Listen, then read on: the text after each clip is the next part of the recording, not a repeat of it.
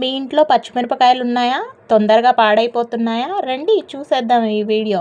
First ముందుగా ఒక plastic డబ్బా ఒకటి తీసుకున్నాము. ఆ ప్లాస్టిక్ డబ్బాలో అడుగున కంపల్సరీ పేపర్ వేసుకోవాలన్నమాట.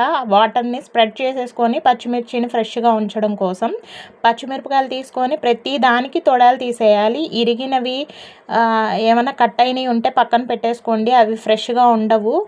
బాగున్న పచ్చిమిర్చిని మాత్రమే తొడాలు తీసుకొని ఉన్నన్ని వరకు తీసేసుకొని ఆ బాక్స్లో పెట్టుకోవాలన్నమాట. పెట్టుకున్న తర్వాత ఆ బాక్స్ మీద మళ్ళీ ఇంకొక పేపర్తో కవర్ చేయాలి. అలా చేసినప్పుడు పచ్చిమిర్చిలో వాటర్ అంతా పేపర్ లాగేసుకుంటుంది. మిగతాదంతా బాక్స్ తీసుకెళ్ళి ఫ్రిడ్జ్లో పెట్టుకోవాలి. నేను ఇప్పుడు చెప్పిన ప్రాసెస్లో కనుక మీరు ఫాలో అవుతే పచ్చిమిర్చి మాత్రం 30 రోజులు ఫ్రెష్గా ఉంటాయండి. అలా ట్రై చేసి చూడండి. తర్వాత కామెంట్ సెక్షన్లో కామెంట్ చేయండి. నాకు ఒక సపోర్ట్నివ్వండి. Please subscribe my channel.